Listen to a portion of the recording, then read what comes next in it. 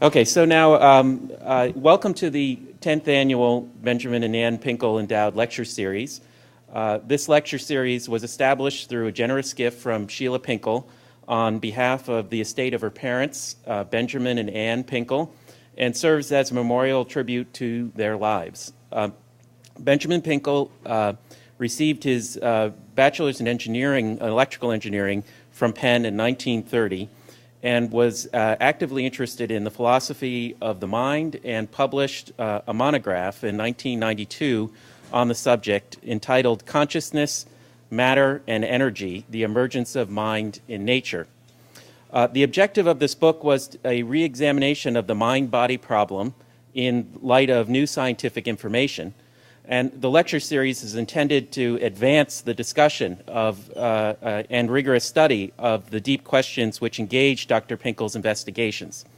It's now with great pleasure that I introduce Dr. Sheila Pinkel from Pomona College, who will say a few words before we go on to our talk. And if people still can't hear, complain. Hi, good afternoon. It's really a pleasure to be here. Once my father retired from his scientific work, he spent the rest of his life exploring mind-brain paradigms. And this is the book that he wrote, and we just misplaced it. He was a person who was in love with the marvelousness of the mind, and so there were things about the mind that he absolutely couldn't explain. He was fascinated by our ability to form an image. He was interested in the phenomena that when he would think, I'm going to pick up a spoon, and his hand would pick up a spoon. And he thought that that was an example of mental energy affecting the physical world. He was interested in something like the phrase, I think I'm wrong. He didn't understand how he could think he's wrong, and how did he know what was right, and who is the I in that sentence. He was interested in the phenomenon of laughter, and if he were here today, he would feel extraordinary joy that you are here to hear the lecture, although he couldn't explain what joy is. So I am absolutely thrilled to be here today. I am so delighted that the Department of Cognitive Science has done such an outstanding job of putting together this lecture series, and I look forward to the lecture today, and I look forward to future lectures. Thank you so much.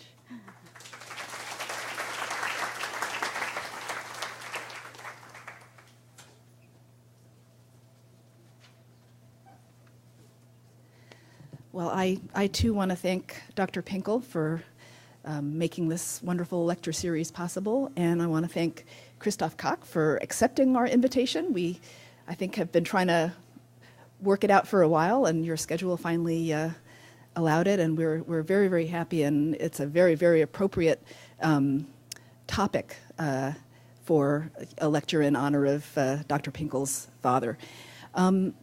Because I understand we not only have the usual array of graduate students and postdocs here, but also undergraduates, thanks to Sharon Thompson-Schill's gentle nudge in the form of, if you want credit for this course, you have to come to a talk. Those of you who chose this talk, I was trying to think of, what can I say about Professor Koch that goes beyond the usual biographical details that one can find on his website. And walking in, I was thinking, the wonderful thing about Christoph, which I kind of sensed from his work, reading it over the years, and that was really confirmed for me when I first met him in person a couple of years ago at one of the consciousness meetings, is that judge for yourselves, people of all ages, but particularly you young people. I think one of the really wonderful things about Christoph as a scientist is he has what is what used to be called, I guess, in 1980s psychobabble, an inner child, which he seems very much in touch with. That is, his scientific spirit is very much in touch with kind of the wonder of the universe that we are living in.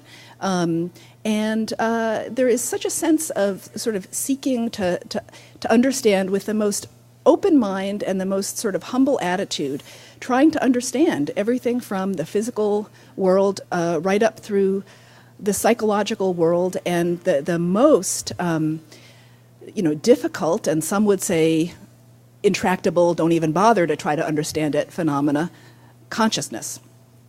So I think the one thing that I hope the young aspiring scientists in this audience will take away from this lecture is just how important it is to stay in touch with that very, very open-minded, very curious spirit that I think you will see has driven Christoph's work. So I'm going to go back and review a little bit of his biography, but actually skipping his true chronological childhood, and start with his studies as a college student in Germany. He studied physics and philosophy at Tübingen, where he got a master's degree in physics. He went on to the Max Planck Institute for Computational Neuroscience in Tübingen, or biological cybernetics, I guess it was called, for a PhD entitled Nonlinear Information Processing in Dendritic Trees of Arbitrary Geometry. But don't worry, he's not giving that talk here today. And his mentors at that point were Valentin Breitenberg, who I think is widely known for one book, Simple Minds or Vehicles. A very a book, again, that you need no background, no great sophistication, just sort of curiosity to read and understand. And in addition to Breitenberg, Tommaso Poggio, one of the great figures, contemporary figures in computational neuroscience. From there, he went on to work more closely with Poggio at MIT in the AI lab and Brain and Cognitive Sciences department. He was there for 4 years as a postdoc, and was then hired by Caltech, where he has put down roots and been ever since. The lab he's established there is very wide-ranging in its work. You can sort of discern three general categories, each one of them quite broad. The first of which is computational neuroscience, basically cellular neurophysiology from a computational perspective. That sort of following most directly from his graduate work. He also has accomplished a lot in the field of visual perception, both with, psychophysical studies, not involving any kind of explicit neurophysiological method, but just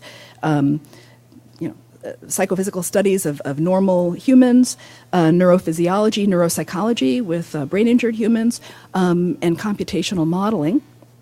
And finally, the third topic of his lab's research is consciousness.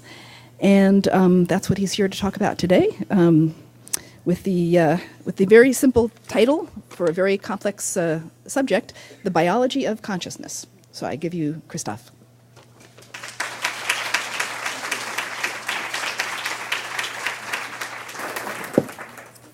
Thank you very much, Marsha, for that charming introduction. Thank you, John, and thank you, Sheila, for coming here. I guess we're neighbors. She's a professor at Pomona, and I'm just 20 miles down the road from there at Caltech. So let me, without further ado, talk about. Am I live? Yeah. So I'll talk about the biology of consciousness. If you want more information, you can just go to my website, or you can Google the research I'm going to talk about. I read in preparation for this lecture. I read the book that Benjamin Pinkel wrote on this topic, And essentially, he's an engineer and a physicist, and I'm also by training, as you heard, a physicist, and I'm in fact a professor in both engineering and in biology at Caltech.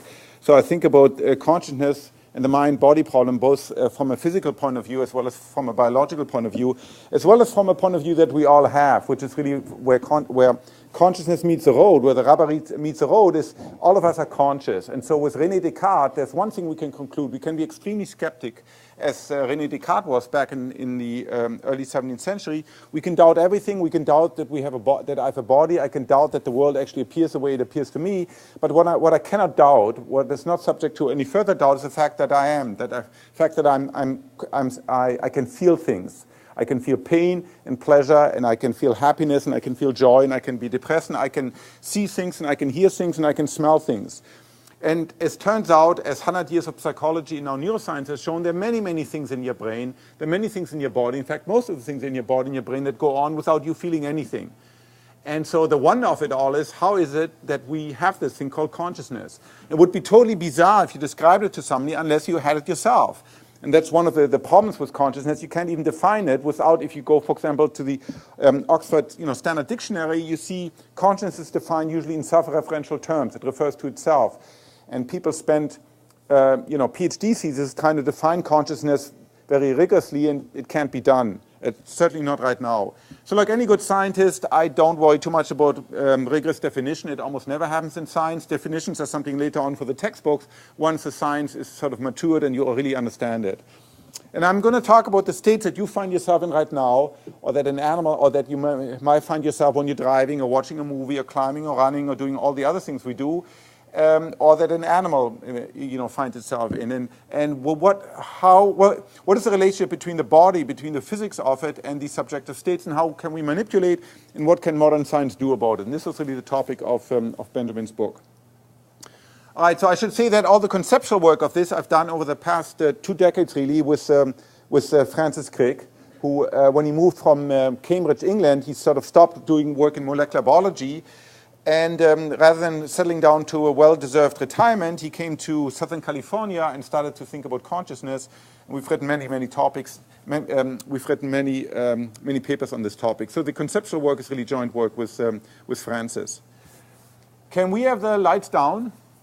Is it possible to dim the lights? I can do that? I can?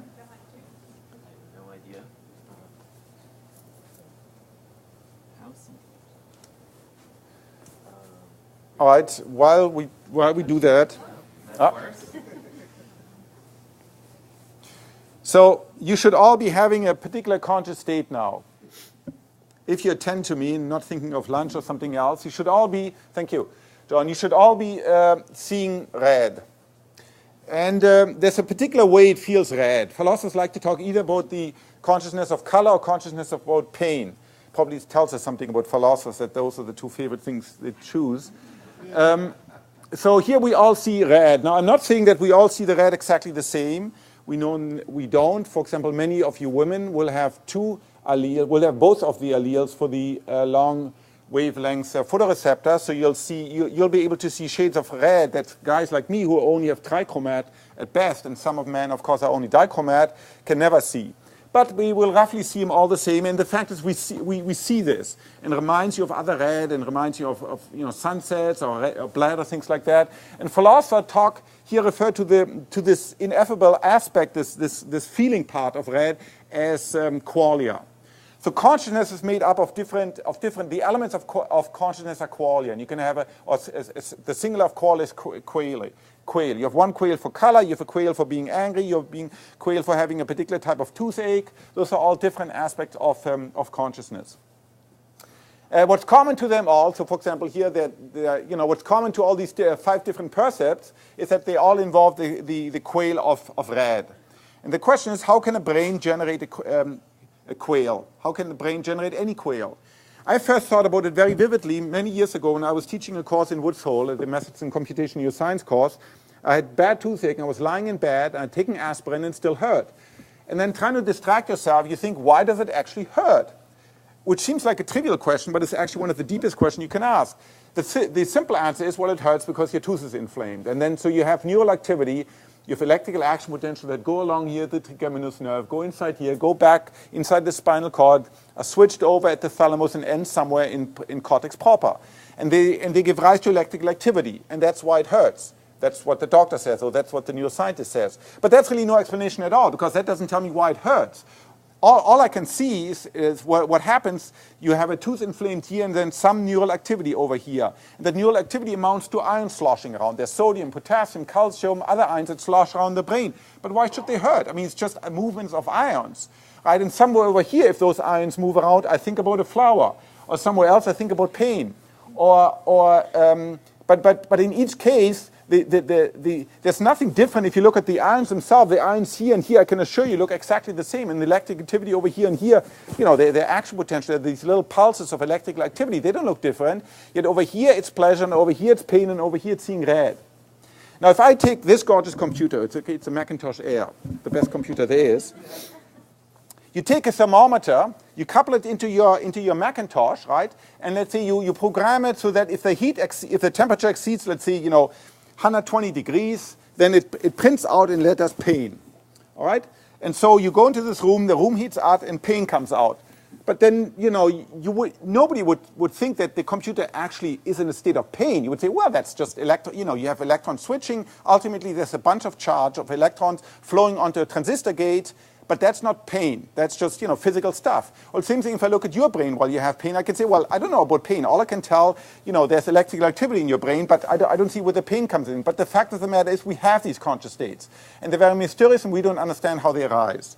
So this is the heart of the mind-body problem as first conceived by Aristotle 2,300 years ago. Now, what today we can do, what Aristotle couldn't do, we can look at inside the brain while you're actually having a state of consciousness. So, for example, here's a fictitious, it's my brain, it's a big brain.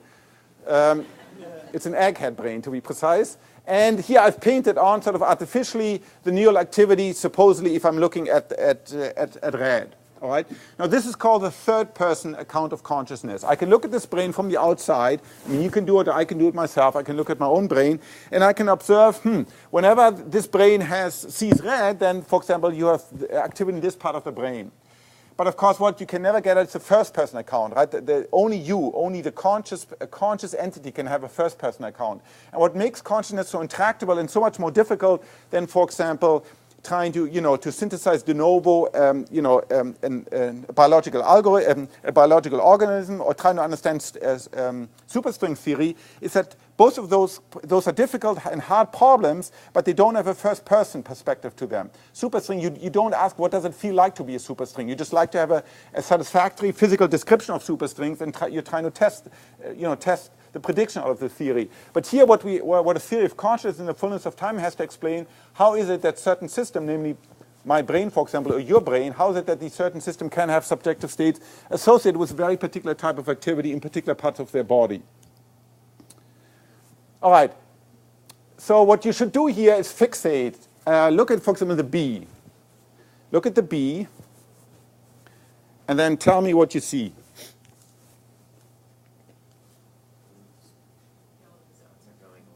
All right, so you should all see a blue sphere, right? Yes? No? Hello? All right, good. And you should also, so keep on fixing down here. You should also see yellow squares, right? Yes. Otherwise, just come see me afterwards. Now, what you might notice, or do you notice, if you fixate here, do you notice anything funny? Yeah, exactly. Thank you. So did you all see that? Sometimes one and sometimes both squares disappear. So it's a nice illusion invented by these people. And the point of it, I'm showing it, is that to come back to definition, because many people ask, wait a minute, Professor Koch, before we can study consciousness, we have to define it. And I made already the point that science usually in practice never proceeds that way. So, but here you have, sometimes you have consciousness for yellow, and sometimes you have no consciousness for yellow. When you don't see it, it's just not there. When you see it, you have a vivid sense of yellow. It reminds you of, I don't know, of sunset, of the sun, or maybe of Van Gogh's, sunflower, whatever else. So where's the difference in your brain between the state when you're conscious of yellow and when you don't? That's the question we're now trying to ask, and scientists are trying to ask. The difference between the states in your brain when you see it and when you don't see it. Now, before we do that, we have to make an important conceptual distinction. So there are two very different ways of talking about consciousness. There are states of consciousness and there are conscious states. So states of consciousness is traditionally referred to in a clinical context. For example, when you are in a bad car accident and you may be in coma. Or you may be, for example, if you remember Terry Schiavo, remember this unfortunate lady in Florida who died after being 15 years in a state that, as far as we can tell, as far as science can tell, she had no sensation whatsoever. There was no consciousness. There was no Terry Schiavo in there. She was, from practical point of view, it was flat. It was like she didn't have any consciousness as far as we could tell. Yet she was, of course, alive. And so in her case, the basic enabling conditions weren't met because of the anoxia that she suffered 15 years earlier.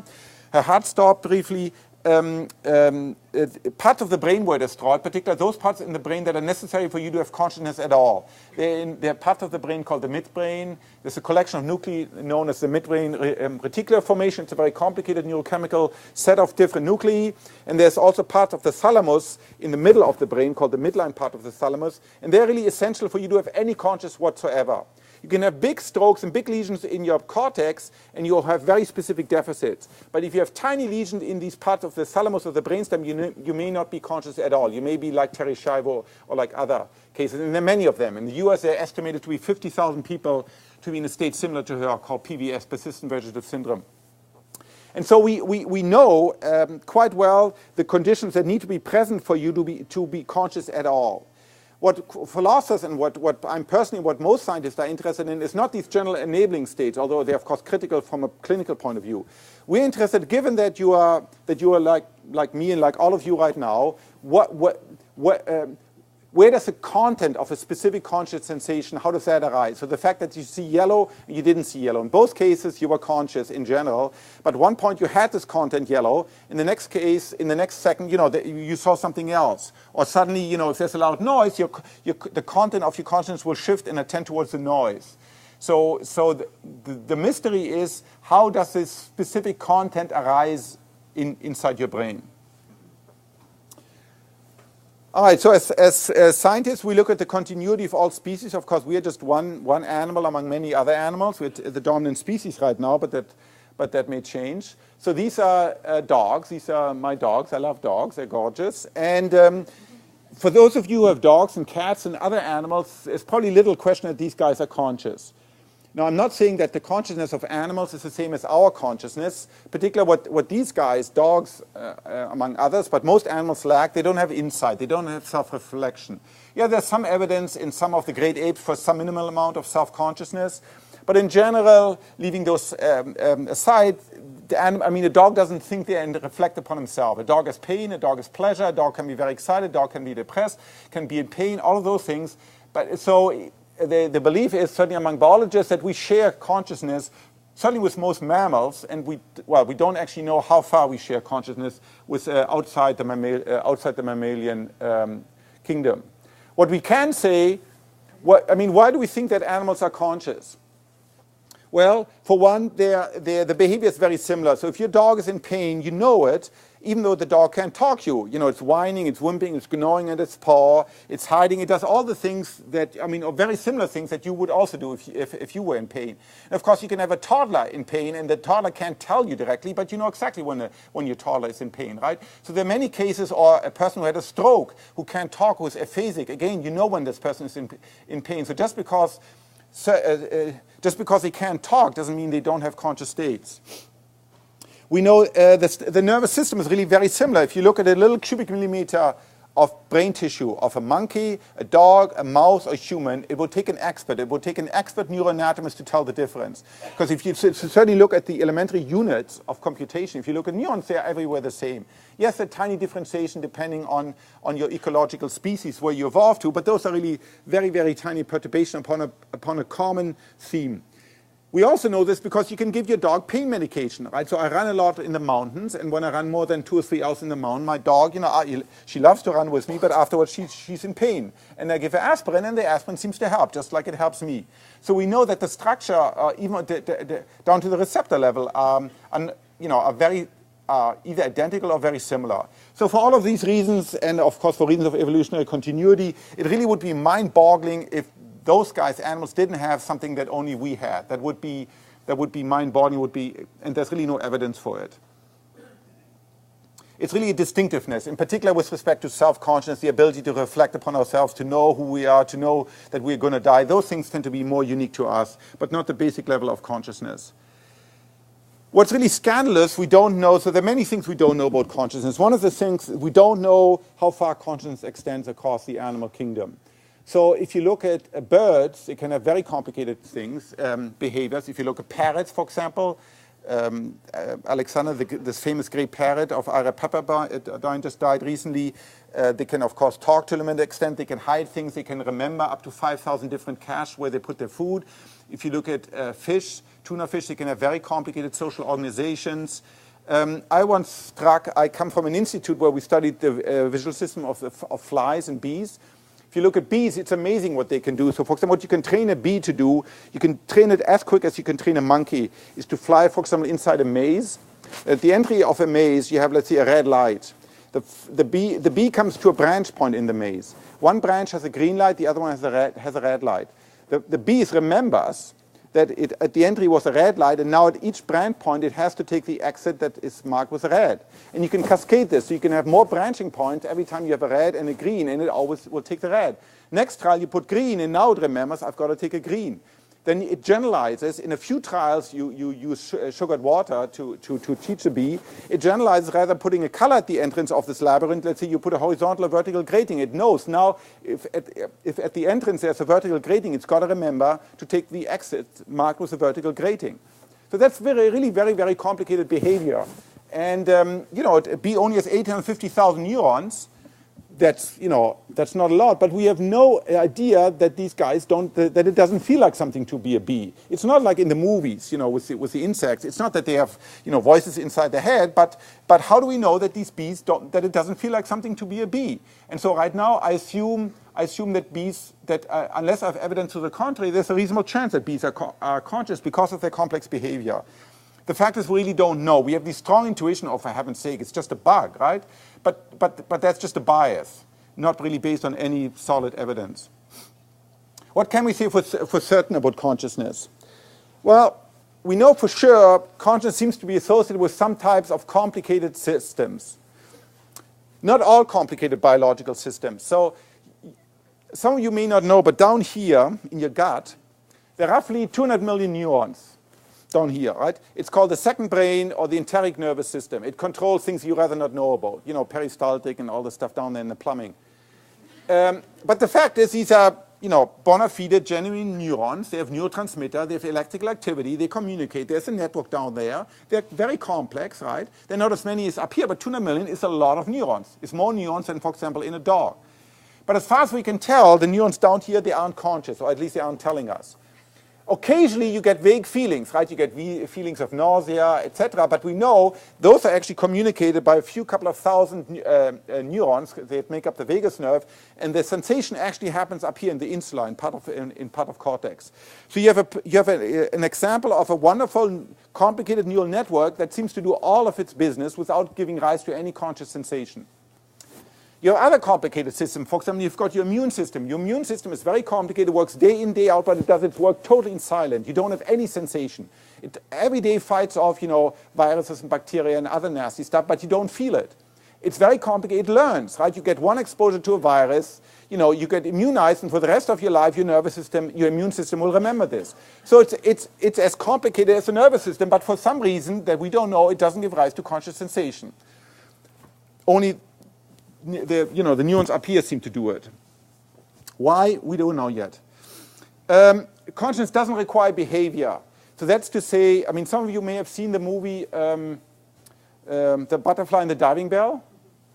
So there you saw the editor of Elle, this French fashion magazine, who had the stroke and then who had this what's called lock-in syndrome, where he could only sort of move his eyes up and down. Or even once you lose that, he was so conscious he could even write a book about it, dictating it to a secretary, by blinking his eyes.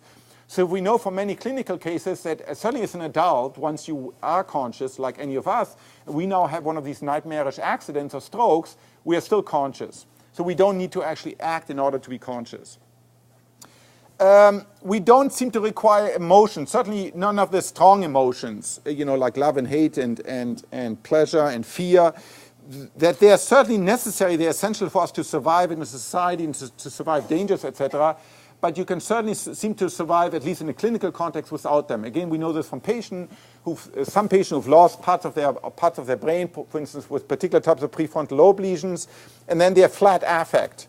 So they don't even seem to mind that half their body's blown away by a mine that sees something. They just don't seem to mind. They don't seem to have a lot of emotion, yet they're clearly conscious. So while emotions are necessary to survive for the long term, they don't seem to be really required for consciousness per se. We don't require language. We know that from children before they talk. We know this from people who have strokes.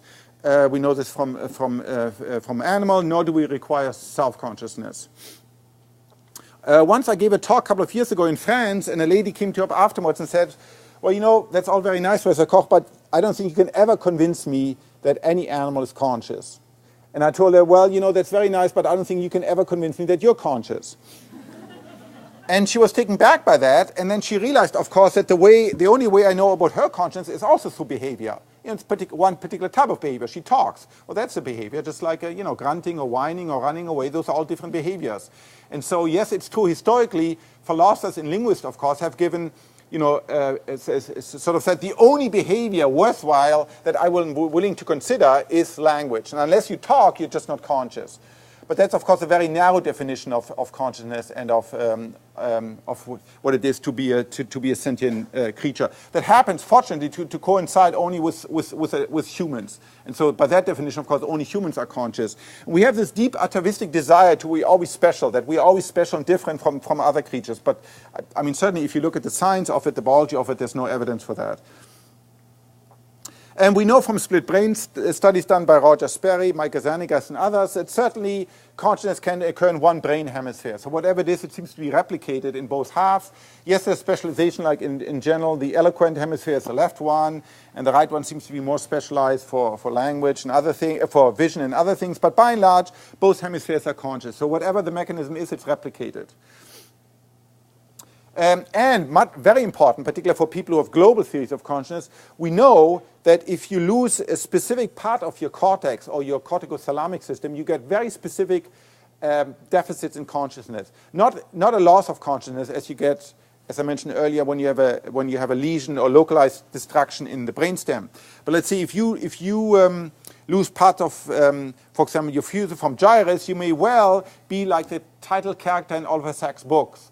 A book, The Man Who Took His Wife for His Hat. You may be unable to recognize a face as a face. Or you may recognize it as a face, but you don't recognize it as your wife's face. Or you can see the face, you can see the nose and the mouth and the eyes and the ears, but you're unable to put it together into a conscious percept of a face. And so that tells us that there's some very local aspect about consciousness. It's a very important fact, because it tells us if you locally take away this part of the brain, you have a specific deficit in consciousness. So once again, that really strengthens the connection that there is between the brain and the mind. Also, if you've ever partake in a clinical operation, for example, deep brain surgery or something else, then again, you realize, very quickly you realize the intimate connection between the mind and the brain. We don't know the final answer, but for sure we can say the mind and the brain are deeply connected. You go inside the brain, you stimulate the brain, right there and then in the operating room, and the patient will suddenly say, oh, you just tickled me. Or, the patient will, depending where you are, will jerk their hand or do something. And so we know there's this very intimate connection between the two. What is it we don't know? Well, as I mentioned, we don't really know the minimal brain size necessary for consciousness to occur. We don't know whether it's, for example, it would be great if it's present in model organisms like C. elegans. The C. elegans, the roundworm, the most popular biological model organism, does it have consciousness? We don't really know. Most biologists are willing to give consciousness to mammals because we're also similar, but when you go away from animals that don't even have cortex anymore, it becomes much more difficult. And what about Paramecium? What about Drosophila? Right now, we don't know. We don't know whether consciousness requires a body. This is particularly important if you think about machine consciousness. We don't know whether it's the same thing, whether consciousness just depends on the functional relationship. So in AI, in artificial intelligence, there's a belief that, for example, in order to replicate intelligence, all you need to do is to replicate the functional relationship. It doesn't really matter whether you use neurons or whether you use silicon or whether you use optics. As long as you replicate functional relationship, you can instantiate any information processing machine. many people believe that about consciousness, but we don't really know. That's just a belief at this point. That if you can replicate all the functional relationships, let's say, that you have in a human brain, that then you would also get consciousness in a machine. We don't know that's it's reasonable, but consciousness is so strange, we don't know whether that's going to be true or not. And what we really lack right now, what we totally lack is a theory of consciousness. Although there are people like Giulio Tononi working on it, we don't have a general accepted theory of consciousness that tells us from first principle what is it we want to know. And what is it we want to know is which systems under what condition have the thing called consciousness. You know, and I'd like to have an operational means, you know, like some sort of consciousmeter, right, that I point at some of you in the audience. I can tell whether you're, you know, asleep, or whether whether there's any consciousness there whatsoever. I like to know in a baby. I like to know in a newborn. I like to know in a fetus. I like to know in a person, let's say, who can't talk, or in somebody like Terry Schiavo. I'd like to have a practical way of measuring it. I like to know in a dog, in a cat, in a mouse, in a squid, in a fly, in an C. elegans. I'd like to know it for Macintosh computer or for PC. Probably feels horrible to be a PC. You know, and I like to know it for the internet, for example. Is the internet as a whole conscious? Right now, we have no way of even thinking about those things. But we want to think about them because we need to understand if science is supposed to have a complete description of the universe, then we must include the fundamental aspect of the universe, namely that it contains a conscious observer. And we have to see how consciousness fits into with everything else. And so we want a theory for that. All right. So what Francis Crick and I advocated that it's nice to talk about these general things, but of course science is all about the details. So for now, let's go away from these big questions and focus on something that we can do today, namely on focusing on the neuronal correlates of consciousness. So they are now called the NCCs. The neuronal correlates of consciousness are the minimal mechanisms in your brain that are necessary for any one conscious sensation. Let's say yellow. What is it you need in your brain in order to see those yellow squares? For instance, of the 20 billion neurons in your cortex, there are roughly 50 billion neurons in the cerebellum, this little brain here at the end, at the back. Do you need your cerebellum, 50 billion neurons, that's a lot of neurons. Do you need your cerebellum in order to see yellow? There's no evidence for it. In fact, there's lots of evidence. You take it away, you know, the person can play piano or other things, but really it's no difference to their conscious sensation. Do you need the eyes? Do you need your eyes in order to see yellow squares? Well, to see them here, you do. But of course, tonight you may dream of yellow squares, right? And when you dream, of course, your eyes are closed. In fact, all your input is pretty much shut down. But you have very vivid dreams. Tonight I had some very vivid dreams. And you have those dreams in the absence of retinal input. And all of our dreams tend to be visual, unless you have stroke in primary visual cortex. They tend to be visual. So clearly, yes, for normal forms of seeing, you need your eyes. But to see conscious at all, the eyes don't seem to be essential. And so you can ask for different parts of the brain. So for example, Francis Crick and I proposed in this Nature paper 10 years ago that you don't need your primary visual cortex.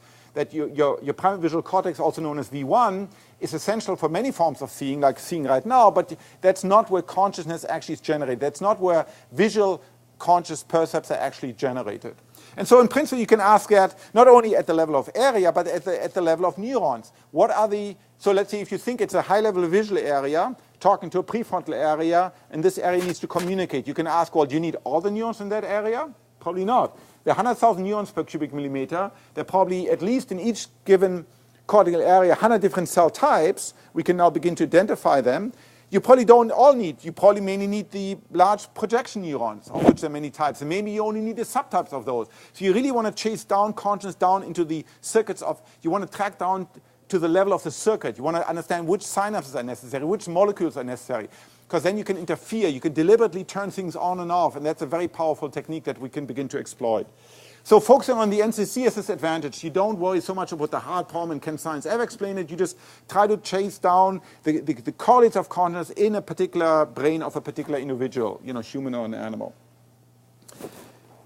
So we know, and there's 100 years of psychology behind this, of course most famously associated with Freud, although he stressed the sex part a little bit too much for most of our taste, is that there's what Francis and I call these zombie agents in your head. So most of the stuff that happens, and you realize this as you get older, that large part of your life, the patterns of your life that start up with hitting the alarm, getting out, showering, tying your shoelaces, driving, to more interesting things like dancing and climbing and playing tennis, all those rapid sensory motor activities we do without consciousness. Consciousness, if at all, happens afterwards. For example, we know this extremely well for eye movements. They're very well studied. And for most of eye movements, you move your eyes roughly as often as your heart beats, 100,000 times a day. Most of the time, you have no idea you're moving your eyes. In fact, you could show this through very nice experiments that you can manipulate your eyes much more precise than you can think, than you can see. So in other words, your eyes can correct for things that you don't even consciously see.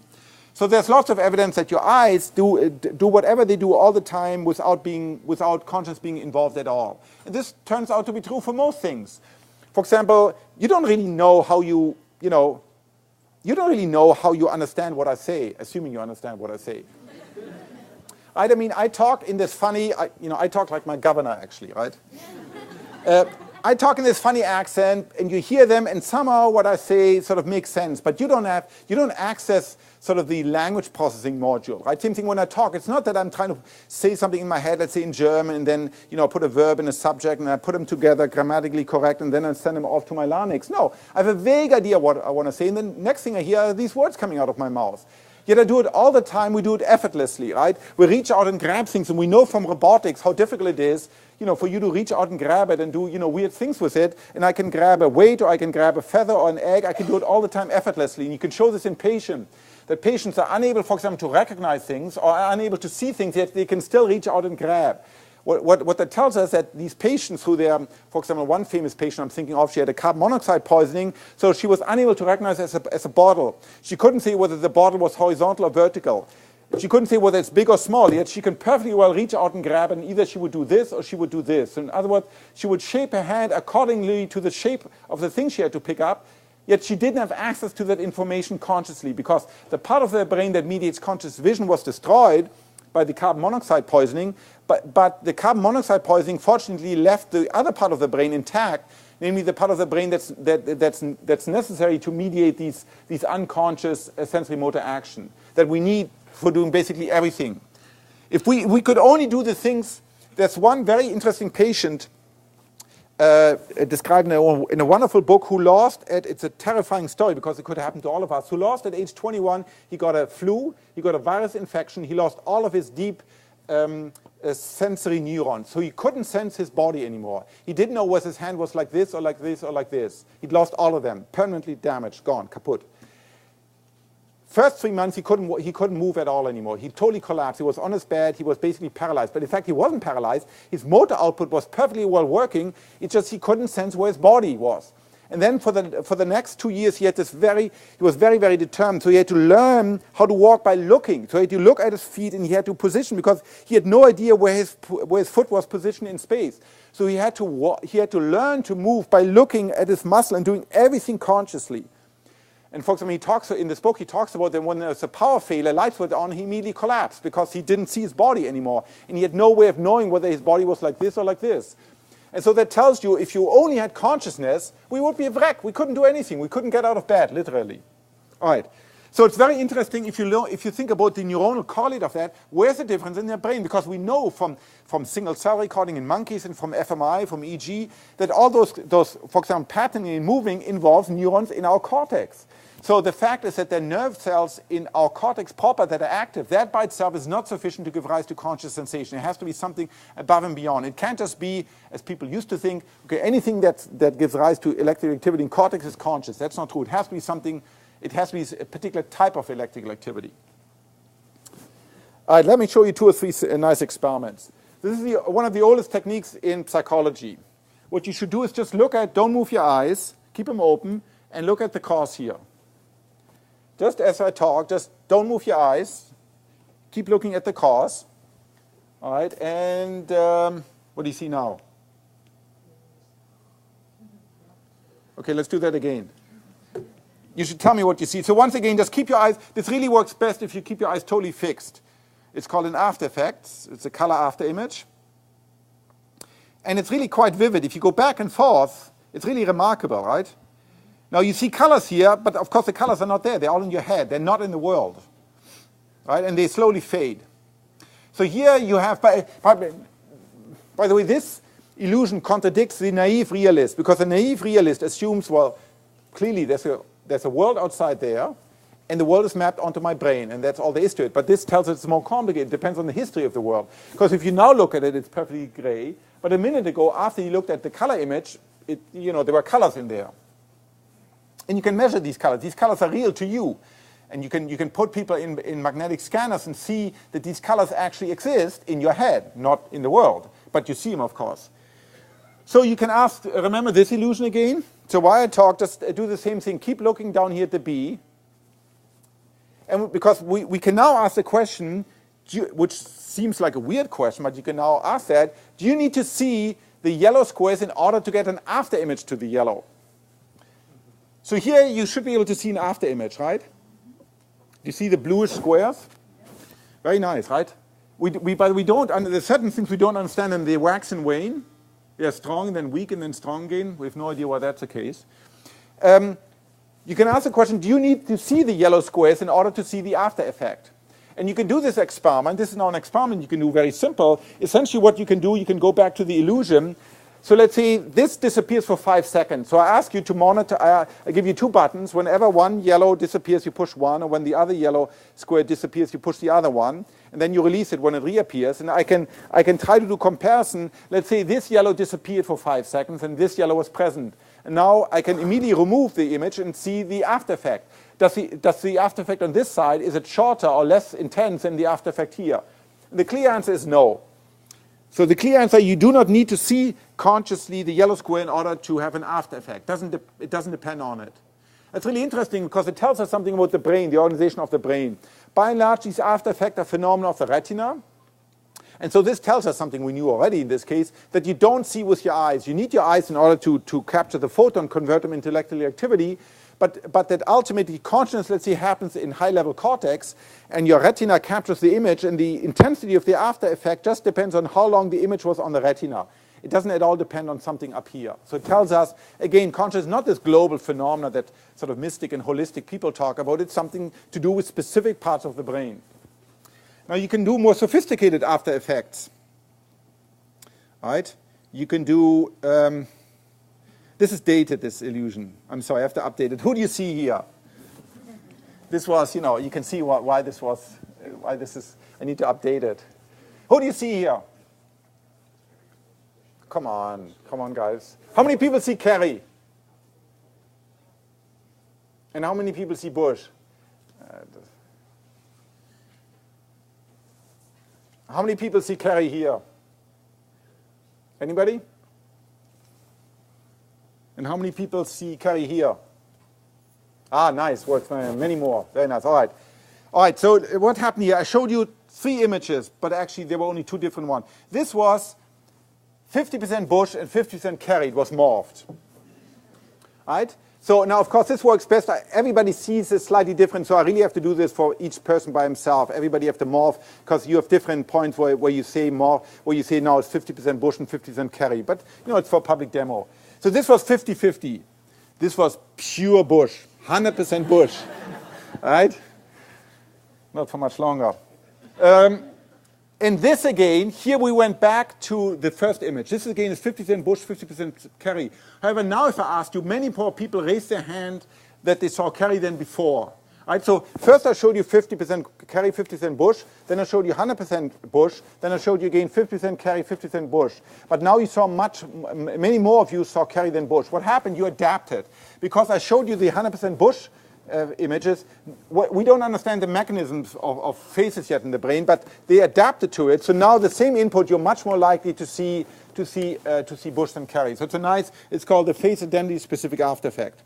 And what you can show using a nice technique, we published in Neurons a couple of years back, you can show that that for this illusion, in order to get this face specific after effect, you do need to see the face. So in order to see the yellow, you don't need to see it in order to get the after effect. For the face, you do need to see it in order to get the face after effect. That tells us that the place in the brain where the conscious perception for faces happens, in an area we think called, or Nancy Cambridge called fusiform face area, is also close to the area where the after effect happens, which is very different than the after effect for color. That happens much earlier. So we can do what Bela Yulis called psychoanatomy. Without opening the brain, we can locate where the different parts of the brain that generate the after effect or that generate consciousness. All right. Okay, let me show you another experiment. So this experiment, you have to be very quiet because you have to count. And you shouldn't, it's going to be difficult for some of you, so you should really concentrate and don't talk to each other and just do this task. What I'm going to show you is a video. Some of you may have seen it before. It's a video to show the task that you have to do. There are two teams. There are 3 people in white T-shirts and 3 people in black T-shirts. And you have to track, and they each have a basketball.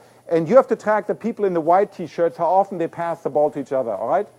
So just be quiet while it happens and concentrate on the track. How often do the people, the 3 people with the white T-shirts, how often do they pass the basketball to each other?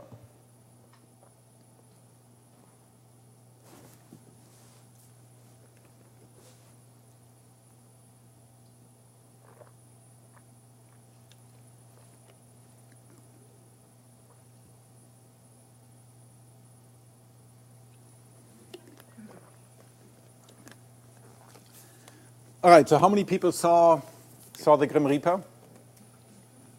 Almost. Yeah, you're too alert. Did everybody see the Grim Reaper? All right, so for those of you who didn't, let me just show it again. The point is here to show the relationship between attention and consciousness, that they're usually what you attend to, you're conscious of, and if you don't attend to something, you may totally miss it, although it's in front of your eyes. This is, of course, a trick magicians use every day. So it's the same video. This was done by Dan Simmons, and this was refilmed by PBS. So there you can see the Grim Reaper.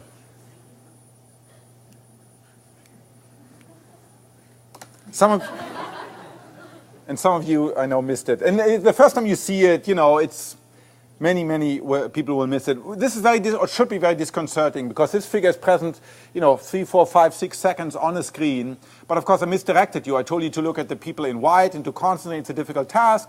So it's just to make the point that if you don't attend to something, you may not see it. And this probably, people now think, explains a significant number of accidents, for example. Accidents happen in full daylight, no foul play, no drugs, no alcohol, nothing. People just run into things. By the way, this is, I'm serious now, people think this form of blindness or related form of blindness called inattentional blindness happens 2 or 3 times more likely if you're on the cell phone. Because on the cell phone, you're totally engaged in this conversation, particularly, if it's emotional engaging, and you may totally miss things in front of your eyes because your attention is elsewhere. So you really should, from a psych point of view, you definitely should not be using your cell phone while you drive. However, although traditionally attention and consciousness have been conflated and most theoreticians who thought about it think they're the same, I think they're 2 different processes with different functions and different implementations in the brain. This shows we're beginning to understand attention pretty well. So I'm an engineer, so I work with people, with my old advisor, Tommy Poggio. And here we have sort of an attentional system that's meant for computer vision. Just to show you what we think the function of attention is. So it's a video. It's outside MIT, outside the AI lab. And you can see this. This is a video, and this is attentional searchlight. It's called a saliency-driven attention. So it analyzes anything in the searchlight, and then it outputs over here what it thinks it is. A car, it gives you the confidence it has. The confidence it has in its classification. It does a difficult job known as object categorization, which is more difficult than object identification. Anyhow, so the function of it, this is just in a machine vision context, a biological-based model of machine vision, that attention, the function of attention is to select, and we all have it, flies have it, you can show very nice experiments, and cats and dogs and monkeys have it. So the function of attention is to select a huge amount from the flood of incoming information, to select a subset and to make that subset accessible for higher level processing. And that usually that coincides with attention, but it doesn't have to, with consciousness, but it doesn't have to. And then now a whole set of experiments where you can show that you can dissociate attention and consciousness. One in particular, it's really very sexy. Because this is a technique a student of mine invented called the continuous flash suppression, where we can do things just like a magician can do, but we can do them reliably, reproducibly in a magnet. So what happens here in this particular technique, you're looking, let's say on your left eye, you're seeing this angry face, which is a potent stimulus. In your right eye, you see these flashes of, they are updated every 100 milliseconds of, in this case, called mondrians. These are just abstract random patterns. And what you'll see, and we do this now for 3 minutes typically, and people, almost everybody sees only this. So we can monitor, we ask you 2 buttons and press the left button if you see a face, or for however long you see the face, and the right button if you see this continuous flash suppression.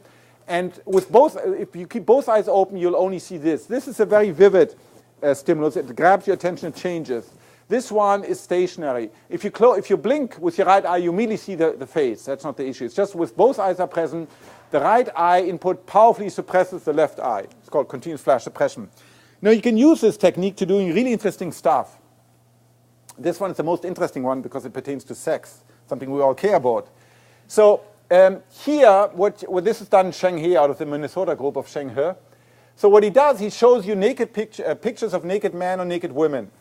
Let's say on the left, so let's say this view in the back for modesty, it's covered up here.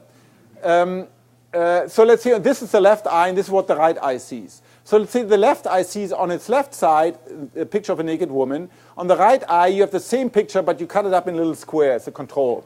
And on the right eye, you see these flashing, these random colored squares. And now your mission is to say, for example, was the naked woman on the left or on the right side? Or you could do a different control experiment, was it a man or a woman? For instance. And here people are chance, d prime is 0. They don't know, because it's a powerful mass, they don't know whether, for example, the naked man or woman was on the left or on the right side. They don't have access, they don't see anything, because the only thing you see are these colored squares, all right?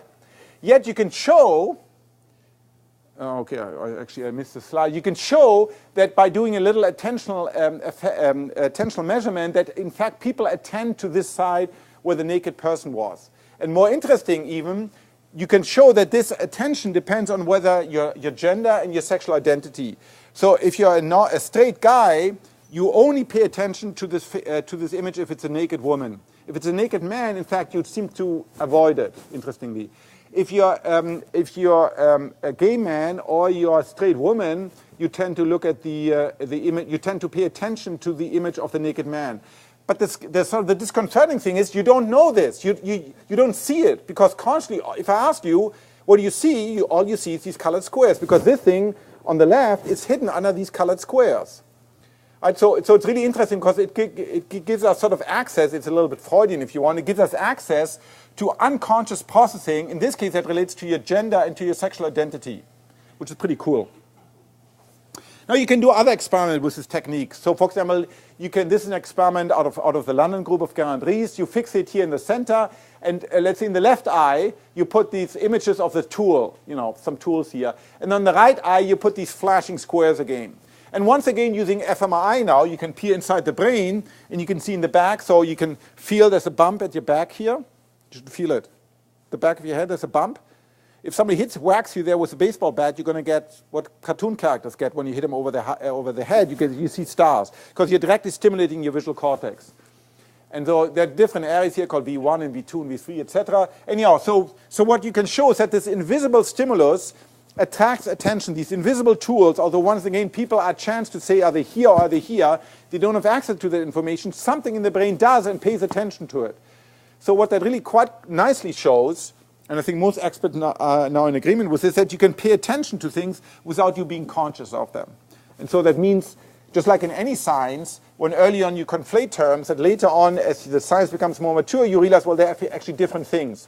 And consciousness and attention are different things that require different explanation and different neuronal mechanisms. Let me finish and come to 2 neuronal mechanism stories. So one is ultimately, we need to understand this at the level of neurons. Almost everything we know about neurons is from animal experiments, but they're very rare condition when you can study human nerve cells in humans. And we do this since many years with a wonderful collaboration with a neurosurgeon and neuroscientist who's based in Israel and at UCLA, Itzhak Fried. The context is, you know what those are? Those are neurons, human neurons talking to each other. So they sound just like the way neurons do in animals. But these actually, so what this is recorded and amplified and differentiated pulses from individual nerve cells in part of the brain called the medial temporal lobe, which includes the hippocampus and the amygdala. And this is the context here is that people with epileptic seizures, some of them, the drugs don't work anymore. And then what the neurosurgeon has to do is to go inside the brain and scoop out the part of the brain that gives rise to the focus. It's very successful. It's invasive, but it's a successful therapy. And in many of these cases, you don't know from the outside where exactly the seizure originates. So then what the surgeon has to do is insert these electrodes. Here you can see them inside the hippocampus here. 12 of these big electrodes inside the brain. What Itzhak Fried does since many years now, he hollows out this electrode, and then in here, he inserts these microwires, 9 microwires. We measure with respect to one of them. So essentially, we have 8 wires per microelectrode, and there are roughly 10 microelectrodes. So we have on the order of 100 wires inside the patient's head, maybe for 3, 4, 5, 6 days, 7 days. So here you see a patient until the patient has sufficient seizure, so the neuroradiologist can triangulate and pinpoint the seizure. Then the electrodes are taken out. With their permission, this allows us now to record from nerve cells, because ultimately, ground truth for the brain is neurons. It's not imaging, that's cool, but it's very cool, but we really need to understand the level of individual neurons. So here you have a patient, and he's looking at images on the laptop, and he can tell you what he's seeing, and then we can record from his nerve cells. The very ancient bacterial rhodopsin, and you have shades of it in your cone, in your rod photoreceptors, in your eye. So essentially what you can do, you can essentially insert a photoreceptor that has maximal sensitivity in the blue, 450 nanometers or so. And you insert that now using a virus vector. So you insert the gene for blue photoreceptor inside, let's say, a lentil virus, which is like an attenuated HIV virus. You inject, you get that virus inside the brain, for example, by injecting it. It's one technique. And now you add a promoter to this virus where that virus and this gene only gets expressed in a particular type of neuron. For example, layer 6 pyramidal cells. Or, as in this experiment, in the lateral hypothalamus of mice, this is a part of the brain that we think is involved in sleep regulation, sleep-wake transitioning. It's part of the job of the hypothalamus. In particular, there's a neurotransmitter that's now, we know in animal studies and human studies involved called orexin, hypercretin. So what this group of Karl Deserov at Stanford did, they took a virus, they inserted this photoreceptor, and they inserted the promoter for the orexin neurotransmitter, and they injected it into the hypothalamus. Now, this virus only infects neurons that have the orexin. And in those neurons, it now expresses a blue photoreceptor. So now, deep inside the brain, you've got neurons that have a photoreceptor. Right? That's pretty stupid, because, of course, there's no light there. Unless you insert fibers, optical fibers, and you bring the light to it. And specifically, you bring blue light to it. Because blue light, this is just like a photoreceptor here. The neuron gets excited, the neuron fires. So now you can now artificially, deep inside the brain, using pulses of light, which of course you can time very exquisitely. You can directly time, and you can get the animal to wake up. So that's what they showed in this Nature paper that came out a couple of months ago, late last year, where you can wake the mouse up either from REM sleep or from non-REM sleep by giving pulses of light. And the beauty of it, they have another gene demodulated, halorhodopsin. It's essentially a chloride pump where you can inhibit the neuron. So now you can play the light organ. You can play the light on fantastic. You can give blue pulses of light, you turn the neurons on. You give yellow pulses of light, you turn them off. And you can do it much more specifically than just inserting an electrode in the brain, because now you're using the genetic regulation. So you can combine optics with genetics to really specifically target a specific group of neurons. It's really cool. All right, so what's the long-term strategy? So we need to develop robust animal models of consciousness in monkeys, in particular monkeys in mice, but maybe also in other animals like flies. We need to identify the groups of neurons, I call them coalition, the groups of neurons that give rise to specific conscious sensation, like where's conscious sensation for blue or for yellow or for pain. And then ultimately what we need is, we want to interfere with them because we want to move from causation from correlation to causation. Right? fMRI right now is correlation. You see, every time I think of faces, this part of the brain lights up. I'd like to move to causation, as any strong theory should. And then ultimately we need a fundamental scientific theory of consciousness. And lastly, this research is already beginning now, or in general neuroscience research is already beginning now and should even more in the future have implications for the way we live and the way we comport ourselves. So, once we really understand the science of consciousness, once we understand the mind-brain problem, there are a certain number of very tough problems that have arisen or that will arise through advanced use of technology that we have to ask and answer. So, for example, who can live? What about an anencephalic infant? What about an infant where you're sure this infant, based on our best current scientific knowledge, will never have any conscious sensation? So this infant may live maybe even a full term, but will never have any conscious sensation, right? Is it ethical under these conditions if that person can never be a person to use the organs for this infant to save another infant's life? At the other end of life, who can die? I mentioned already Terry Schreiber was terribly controversially politically or religiously, wasn't really controversial scientifically. And as I mentioned, there are roughly 50,000 of those people around today. What do we do with them?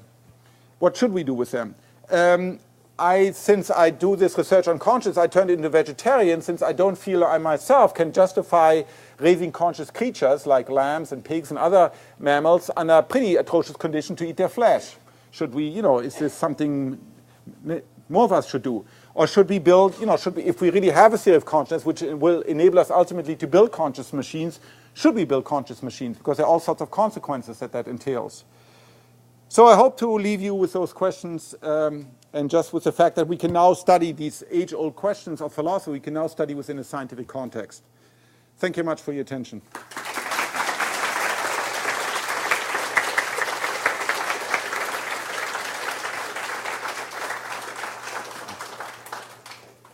So we're going to take questions, and if you want to call people, that would be great. All right. And I think there's a microphone that's going to be sent around because we're recording this. I don't know. Yes. So raise your hand, and the microphone will get to you. Right here. Oh.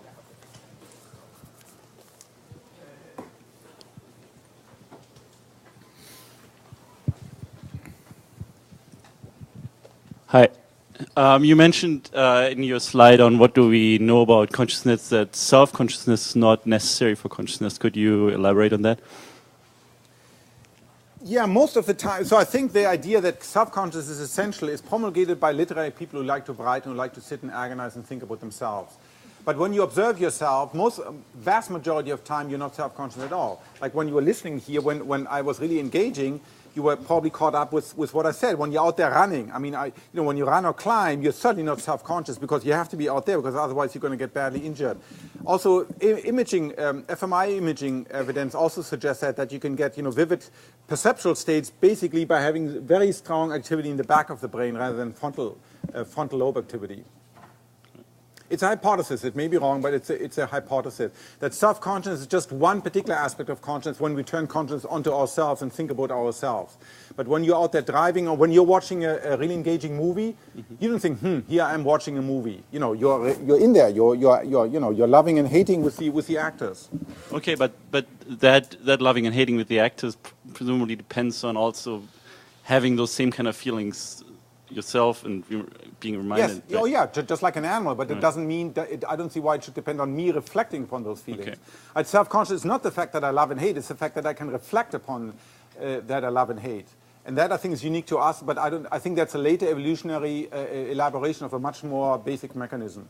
Okay, so another question I have is in your experiment with the naked people, where you showed that people paid more attention without being able to say what they saw.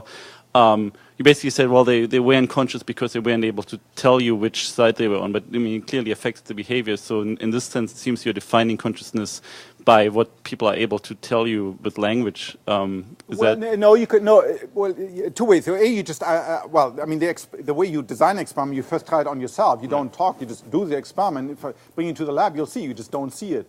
I can also be quote more objective. I can give you a button and say every time you see a naked person, push a button. And if and then I see they don't push the button, right? There's purely behavior, there's no language, just pushing a button. They don't push the button that they have seen a naked person, yet I can show using this, or Shanghai showed using this attentional after effect, they paid attention to the side where the naked woman was on if they were a straight guy. Right, so but in this case... So it depends on some behavior at this point to measure it, yes. Right, but you actually have a discrepancy between two dependent measures, and you're basically defining one is indexing consciousness and the other one is not indexing. No, there's no discrepancy. Both talking about and pushing a button, you don't have access to that information. Right, but I'm talking about the pushing the button or talking about and this attentional measure. Yeah, so it tells us, but we know this, that many things go on in your mind that you have no idea go on, right? If I tell you how does your kidney work, you have no idea how your kidney work, right? You don't have access to your kidney. It's a complicated biochemical process. So just likewise, in this case, you don't have access to gender-specific information in your brain. Yet something in your brain does, but not the conscious you. Thank you.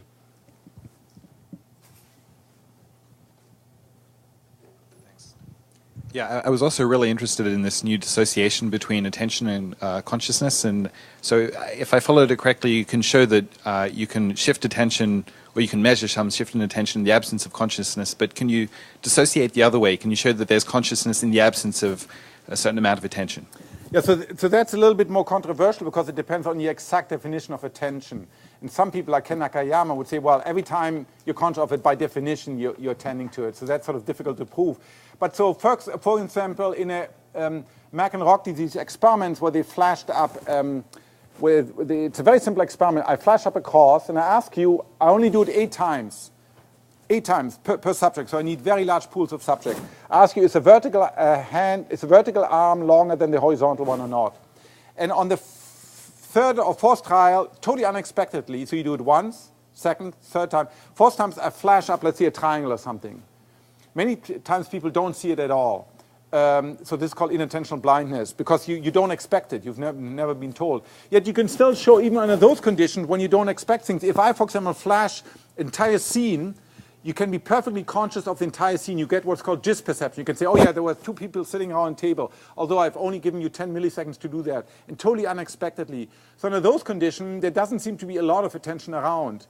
Also, I don't really see computationally, if I put this single piece of paper on a screen like you would do off in a monkey experiment, I don't see why you need attention, because attention is to select information, but there's no other attention. There's no other competing stimulus there.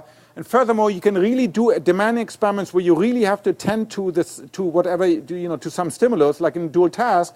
But you can show there's still lots of things that you can process outside your focus of attention. It's not, if you really attend, that everything becomes black.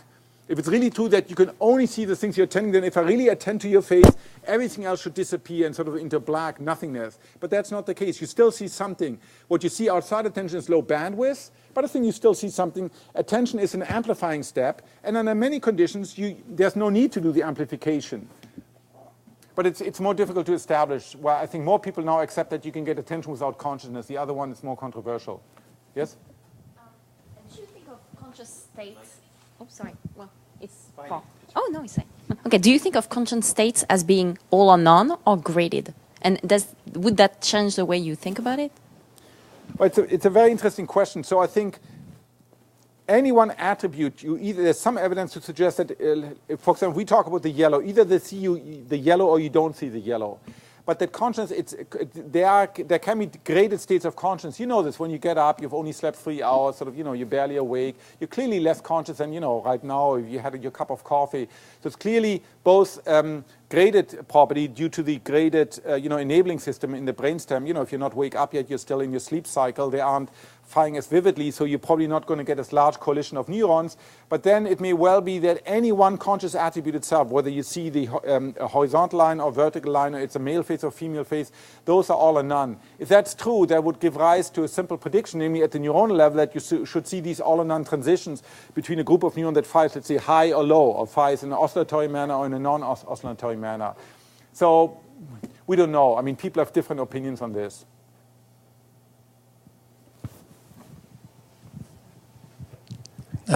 I have a question. Oh, sorry, I didn't realize. Many people believe that there's little causal relationship between consciousness and behavior. You touched on this. Would you care to give us your viewpoint? Yeah, so as you mentioned, there's the epiphenomenal point of view, that consciousness is there. So there are several philosophical reactions. Some people like Dan Dennett, of course, claim consciousness is just a big illusion. You're just totally confused about it doesn't exist. I just don't buy that because consciousness is such a central part of my existence. then there are people who say, like John Searle, that it certainly exists, but I'm at a loss to explain what the function is. I find this also very difficult to believe because it's so highly structured, so consistent throughout my life. It would be very strange, very unlikely event for evolution to have evolved this consciousness without it having any function.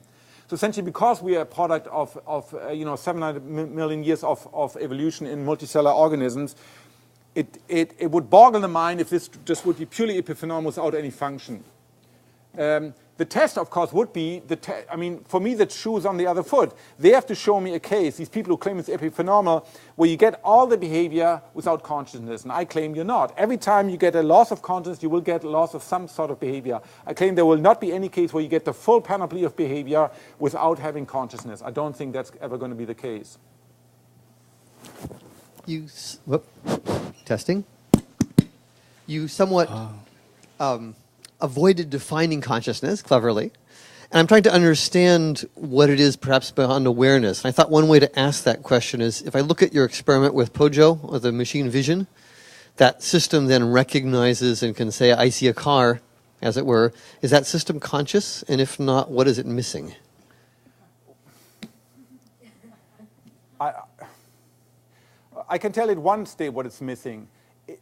One hallmark of consciousness is the integrated nature. You can show me any scene, things I've never seen before, and I can very quickly describe you what it is, and I can make all sorts of connections. This machine right now knows about 4 things. It knows pedestrian, cars, trucks, and cyclists, I think. Doesn't know anything.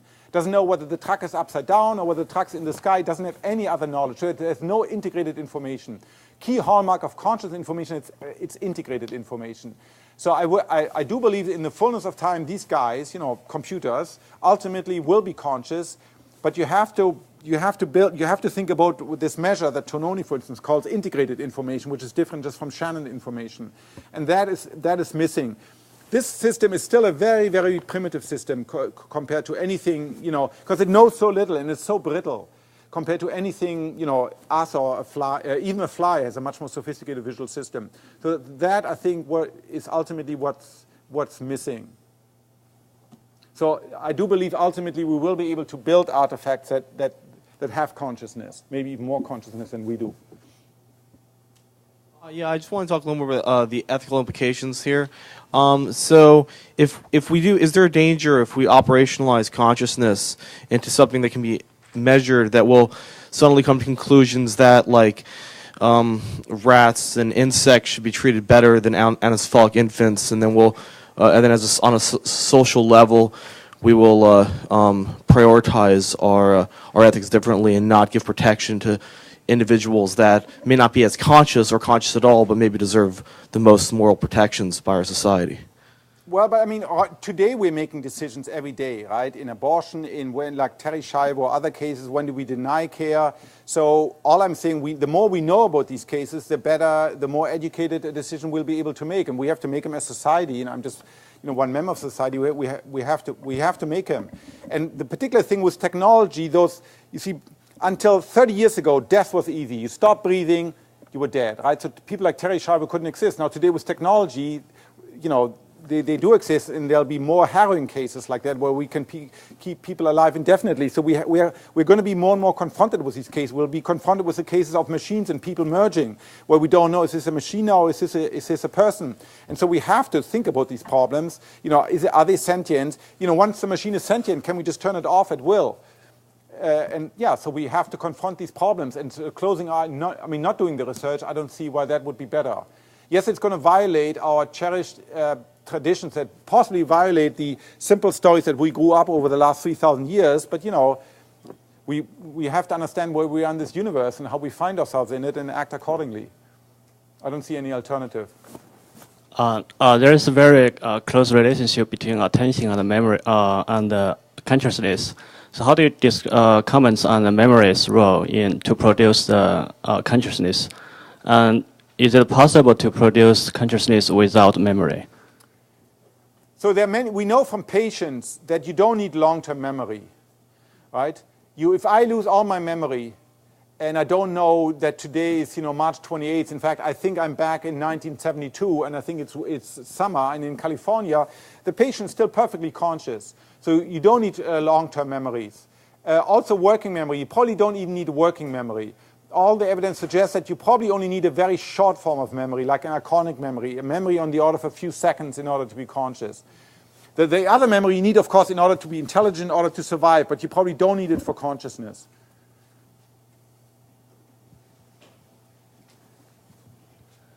Hi, thinking back to the example with the machine learning, the classifier, what would you comment about, say, like infants or someone who can't really identify these objects anyways?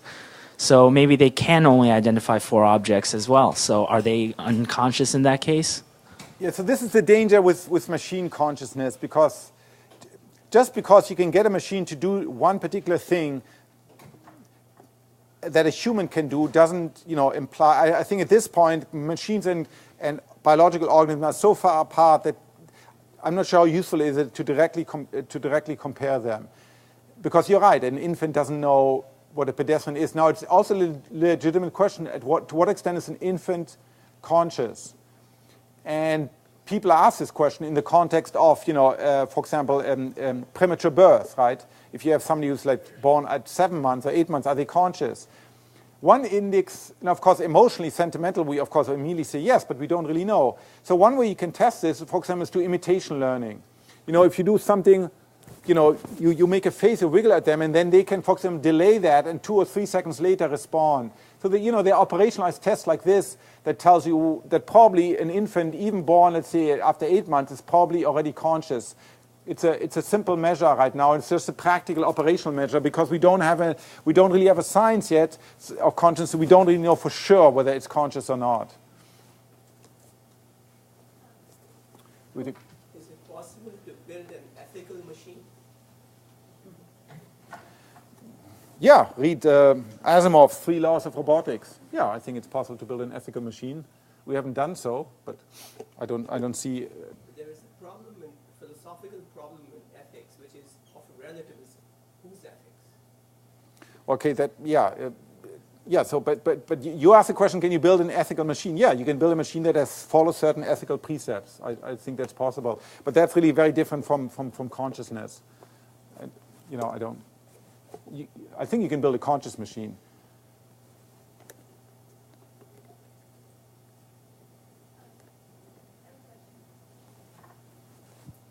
Do you ever think there will be a widely accepted definition of consciousness? Probably, yeah. It's like in any other science. You look at genes or you look at planets. People will redefine it. Last year we redefined what a planet was, right? Pluto's not a planet anymore. I don't know if you've heard. Right, so we redefine these things. Yeah, once in the fullness of time, I think there will be general accepted definition of consciousness, just like there is for all the other objects of scientific study. So in the example of the yellow dots in the sphere, one of the things that often I wonder about with these illusions is that there is you are conscious of something. You're conscious of the absence of the stimulus. You're conscious of it disappearing. So is that going to affect how these sorts of data are interpreted? Because it's not, it's not the case that you really are unconscious, unaware of something going on. You've just made a decision about reality. Well, whether you made a decision and who the you is another question. I'm not saying that. I'm just saying that the phenomenon is, it appears that there's some kind of decision about presence versus absence and awareness of that. Yes. Yeah, so I think you're right. It's a subtle process. It's a complicated thing, and there are subsidiary processes like absence. You should see something, but you don't see it. And I think that's another conscious attribute. And the attribute of appearance and disappearance are also other conscious attributes.